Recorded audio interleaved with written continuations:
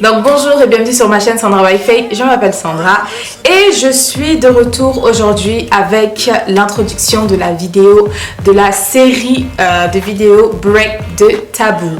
Je pense que jusqu'ici tu as déjà certainement dû voir le trailer, mais dans tous les cas je te le remettrai en barre d'infos et je te le laisserai en fin de vidéo pour que tu ailles le regarder. Donc aujourd'hui c'est vraiment une vidéo rapide où je viens te présenter le menu, donc toutes les vidéos qu'il y aura dans la série. La série s'étend sur 12 vidéos, donc ça durera à peu près 3 à 4 semaines en raison de 2 à 3 vidéos par semaine. Donc je reviens vraiment avec un rythme de vidéo plus soutenu.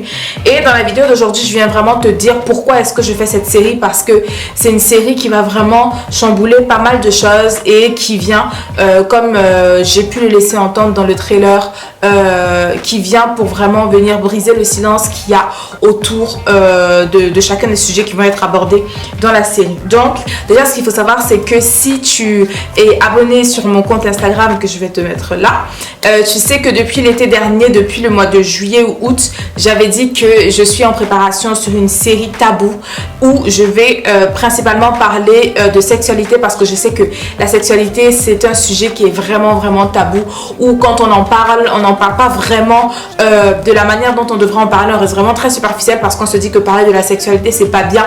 Pourtant moi je pars du principe qu'avec le Seigneur, vu que c'est lui qui a tout créé, il n'y a rien qui devrait être tabou avec lui, et donc on ne devrait pas faire de quelques sujets que ce soit des tabous. Pourquoi? Parce que le fait de créer des tabous, de ne pas vouloir parler de certains sujets, eh bien ça crée de la curiosité et les gens vont se renseigner ailleurs. Et en tant qu'enfant de Dieu, si on n'est pas enseigné dans l'église du Seigneur, dans nos assemblées, dans nos différentes assemblées, eh bien on ira chercher les réponses dans le monde, et ce n'est pas le bon endroit où aller chercher ces réponses là pour pouvoir être. Donc on a vraiment besoin d'être éduqué on a vraiment besoin d'être éduqué sur chacun de ces sujets là selon le Seigneur. Et vraiment ce que je veux faire avec cette série, c'est vraiment juste comme jeter un caillou dans la mare pour essayer vraiment de susciter d'autres personnes, pour essayer de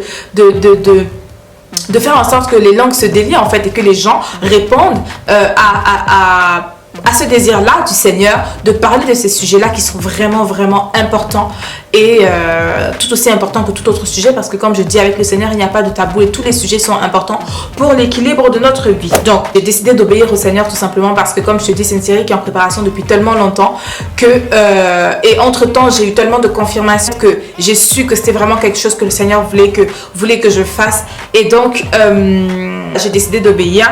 Et donc la première raison pour laquelle je fais cette série, c'est vraiment, comme je disais, pour briser le silence sur des sujets importants mais qui sont tabous. Il faut vraiment qu'on en parle, parce que dans Osée 4:6, le Seigneur il dit, et je vais te lire ça dans la version français courant parce que j'ai vraiment beaucoup aimé: oui, mon peuple est réduit au silence faute de me connaître. Donc ça veut dire que aujourd'hui, être sans connaissance, c'est vraiment tout simplement, c'est un choix. Être sans connaissance, c'est un choix, parce qu'aujourd'hui on a accès vraiment à plusieurs ressources, et notamment on a accès à la Bible, on a accès à Dieu pour pouvoir avoir de la connaissance sur différents sujets. Donc c'est vraiment à chacun d'entre nous de prendre la décision vraiment de chercher le Seigneur et de demander au Seigneur de nous enseigner sur tous les sujets, tout simplement.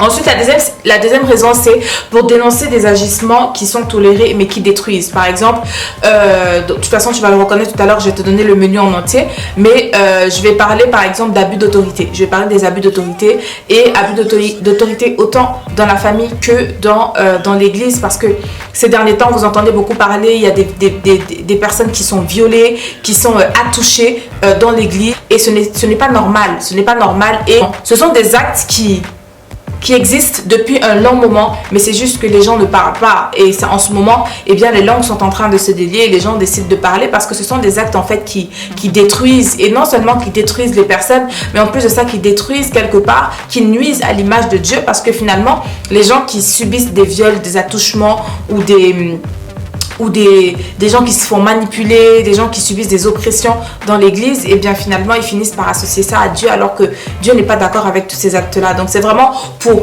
dénoncer tous ces agissements-là et encourager toutes les personnes qui sont victimes de ces de ces comportements-là, vraiment de pouvoir aujourd'hui décider de parler pour pouvoir mettre un stop et arrêter toutes ces personnes qui sont responsables de ces agissements-là, ok? Et pour ça, je vais te lire Ézéchiel 34 du verset 1 à 8. Il a dit, toi l'homme, prononce des menaces contre les dirigeants du peuple d'Israël, révèle-leur ce que je déclare, moi le Seigneur Dieu. Le malheur est sur vous, bergers d'Israël. Vous ne prenez soin que de vous-même. N'est-ce pas du troupeau que les bergers doivent prendre soin?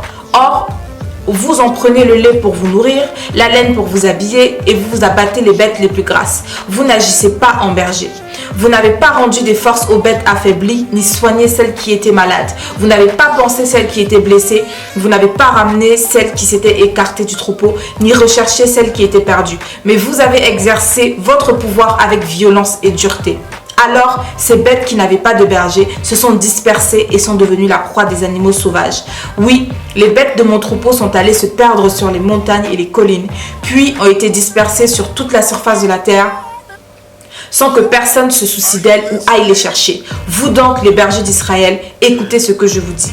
Par ma vie, je l'affirme, moi le Seigneur Dieu, j'en ai assez de voir mon troupeau livré à des ravisseurs, privé de bergers. Il est devenu la proie des animaux sauvages. En effet, mes bergers ne se sont pas souciés de lui.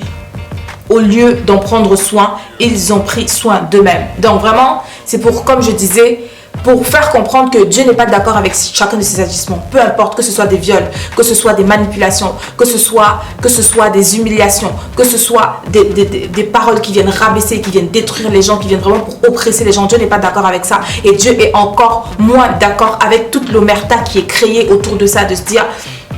On ne veut pas que les gens parlent. Quand on constate qu'il y a quelque chose qui ne va pas et qu'on veut essayer d'aller en discuter, qu'on dise ah mais non c'est de la calomnie, etc. Et s'arranger à faire des prédications ou des prêches qui viennent pour dire aux gens si vous essayez de parler alors c'est de la calomnie, alors que c'est tout simplement des tactiques d'intimidation et d'imposition de loi du silence. Mais vraiment il faudrait que ça cesse, ou en tout cas même si ce sont des agissements qui clairement ne s'arrêteront jamais, parce que honnêtement, tout le monde ne parlera pas et on ne sera pas forcément au courant de tout ce qui se passe, mais il faudrait vraiment qu'il y ait un certain nombre de personnes qui décident que ça suffit et qui décident vraiment de faire en sorte que ces choses-là puissent cesser et qui puissent aussi aller doucement vers le chemin de la guérison, parce que au-delà de tout ça, en fait, les gens sont finalement blessés, s'éloignent de Dieu et c'est pas bon, d'accord? Ensuite, la troisième raison, c'est pour encourager les gens à chercher Dieu pour eux-mêmes, parce que ce qu'il faut savoir, c'est que quelque part, nous sommes, en tant qu'adultes, nous sommes responsables de ce qui nous arrive. Ça veut dire que il y a une expression, un proverbe qui dit « Tu ne peux pas empêcher aux oiseaux de voler au-dessus de ta tête, mais tu peux leur empêcher de faire un nid sur ta tête. » Ça veut dire quoi? Ça veut dire que c'est à nous, en fait, déjà, de bâtir notre relation avec le Seigneur et de savoir reconnaître, en fait, la voix du Seigneur pour avoir le discernement, de telle sorte qu'on puisse reconnaître quand quelqu'un a des agissements qui ne sont pas dignes de Dieu. De telle sorte que nous, on puisse être alerte et être aussi les gardiens de nos frères et sœurs. Remarquez quand il y a quelque chose qui ne va pas avec un leader, avec un frère, ou qu'il y a des comportements, etc., pour pouvoir vraiment être alerte, d'accord, et être toujours vigilant et être capable de discerner. Et c'est impossible d'avoir le discernement comme il se doit. C'est impossible vraiment d'être dirigé par l'Esprit de Dieu si on n'est pas vraiment intime avec le Seigneur, si on ne connaît pas le Seigneur, ok? Dans Jérémie 33:3, le Seigneur dit: invoque-moi, je te répondrai et je te montrerai les choses cachées, les choses que tu ne connais pas. Donc c'est vraiment, dans cette série, vraiment, ce que je veux que tu comprennes au travers de tout ce dont je vais parler et partager, etc., c'est que tu as besoin de connaître le Seigneur pour toi-même, vraiment, pour toi-même, avoir une intimité béton avec le Seigneur de telle sorte que tu puisses reconnaître quoi que ce soit qui vienne de lui et quoi que ce soit qui ne vienne pas de lui, d'accord? La quatrième raison, c'est pour éveiller les consciences sur les réalités des combats spirituels, parce que au final, il faut savoir que le problème ou l'ennemi, c'est pas l'homme, c'est pas l'homme qui est un violeur, qui est un violeur qui est le problème, c'est pas celui qui manipule, c'est pas celui qui rabaisse, c'est pas celui qui insulte, c'est pas les personnes qui font ces agissements-là qui sont le problème, mais c'est juste Satan, tout simplement, parce que le monde entier gît sous la puissance du malin, comme la Bible nous dit, et Le péché est rentré dans le monde depuis la chute d'Adam et Ève. Donc, tout ce qui se passe aujourd'hui, ce n'est que le résultat de la mutation du péché. Et donc, comprendre que, avant toute chose, ce n'est pas l'homme notre problème, mais c'est Satan derrière. D'où l'importance vraiment encore de prendre conscience que, effectivement, on ne combat pas contre la chair et le sang, mais contre les dominations, les principautés, les autorités. Ça, c'est Éphésiens 6:12 qui le dit. Prendre conscience que parce qu'on ne combat pas contre la chair et le sang, on doit être davantage plus alerte et connaître le Seigneur pour nous-mêmes, pour être prêt à faire face à chacune de ces situations-là et d'autant plus être les gardiens de nos frères et sœurs, comme je le dis. Parce que ce genre de situation, ça peut ne pas arriver dans nos vies, mais arriver dans les vies de nos frères et sœurs, ou alors on peut les constater dans les vies de nos frères et sœurs, et du coup il faudrait qu'on sache vraiment comment réagir par rapport à ça, ok? Et la dernière raison, c'est vraiment pour encourager à pardonner, à prier et à s'aimer les uns les autres, comme je disais, parce qu'on prend conscience, parce que déjà à la base on a une relation solide avec le Seigneur, et bien on sait contrecarrer ce genre de choses, et ensuite parce qu'on a conscience qu'on ne combat pas contre la chair et le sang, on prend conscience en fait qu'il y a certains combats il y a certains combats qu'on ne peut pas mener de la même façon dont c'est mené dans le monde. Et ensuite, parce qu'on aime le Seigneur de tout notre cœur et qu'on connaît le Seigneur pour nous-mêmes, eh bien, on finit par pardonner à toutes ces personnes qui nous ont blessés, on finit par pardonner à toutes ces personnes qui ont ces agissements qui sont pas bons, qui discréditent le Seigneur. Et puis, on libère, on pardonne, on se pardonne à nous-mêmes.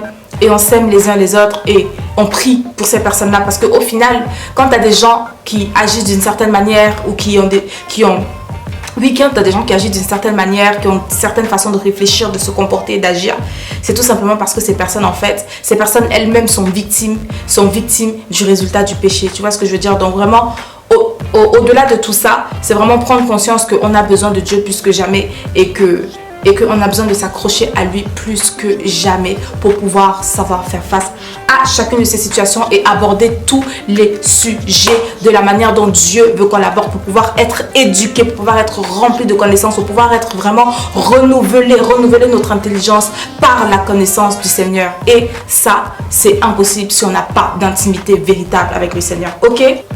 Romains 12, 9 à 16, Paul dit: l'amour doit être sincère, détestez le mal, attachez-vous au bien. Ayez de l'affection les uns pour les autres comme des frères qui s'aiment. Mettez du zèle à vous respecter les uns les autres. Soyez actifs et non paresseux. Servez le Seigneur avec un cœur plein d'ardeur. Soyez joyeux à cause de votre espérance. Soyez patients dans la détresse. Priez avec fidélité. Venez en aide à vos frères dans le besoin et pratiquez sans cesse l'hospitalité. Demandez la bénédiction de Dieu pour ceux qui vous persécutent et demandez-lui de les bénir et non de les maudire. Réjouissez-vous avec ceux qui sont dans la joie, pleurez avec ceux qui pleurent. Vivez en bon accord les uns avec les autres. N'ayez pas la folie des grandeurs, mais acceptez des tâches modestes. Ne vous prenez pas pour des sages. Donc, je termine en disant vraiment que, comme le Seigneur il dit, comme Apocalypse 13, 9 dit, que celui qui a des oreilles entende. Et vraiment, je te prie de suivre cette vidéo avec cette série Break the Taboo avec beaucoup d'attention et surtout avec un désir vraiment de comprendre les choses et surtout aussi avec le désir de découvrir davantage par toi-même et d'être enseigné par le Seigneur sur chacun des sujets, peu importe les sujets qui seront abordés dans la série, d'être enseigné directement par le Seigneur, d'avoir la connaissance qui vient du Seigneur afin vraiment d'agir comme lui il veut qu'on agisse. Donc maintenant on va passer au menu. Donc je vais te dire les sujets dont on va parler dans la série. Donc, je vais juste te donner les titres et après tu découvriras le reste dans les vidéos. Je ne te le donne pas dans l'ordre vraiment, je te donne juste les titres, ce dont on va parler.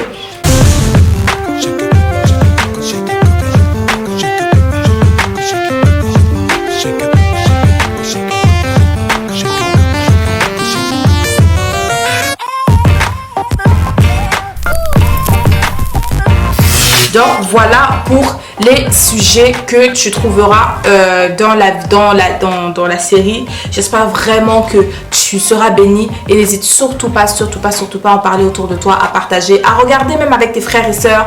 Si tu veux prévoir des groupes, si vous voulez prévoir des groupes, des rendez-vous pour pouvoir regarder ensemble et ensuite après la vidéo pouvoir en discuter, partager autour de ça, vraiment sentez-vous libre vraiment de faire comme le Seigneur vous mettra à cœur. Mais vraiment je prie que après cette série, que vraiment les gens aient davantage le désir de connaître le Seigneur et davantage le désir de casser les tabous, d'où le nom de la série Break the Taboo, de casser les tabous avec cette conscience-là que avec Dieu, il n'y a aucun tabou parce que Dieu est l'auteur de toutes choses et quand on a besoin de savoir quoi que ce soit, eh bien, il reste toujours la meilleure personne, la personne le mieux placée pour pouvoir nous expliquer quoi que ce soit et nous donner une vision sainte et divine de tous les sujets. D'accord? Donc vraiment, je prie et je n'ai pas arrêté de prier de tout mon cœur pour que chacun de ces sujets puisse bénir chacune des personnes qui regardera cette série avec attention et que toute la gloire revienne à Jésus à la fin de tout ça. La série commence dès mardi de la semaine prochaine, dès mardi 26 février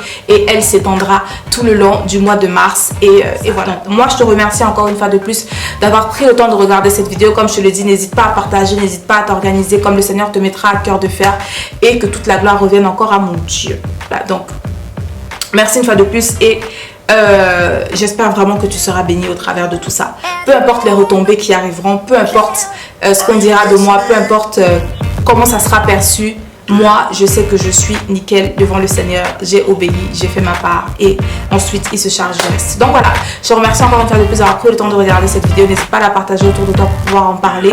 Et je te dis ça la prochaine fois. Porte-toi bien. Que mon Dieu te bénisse. Et don't forget, never stop walking by faith and not by sight. God bless you and faith till you make it.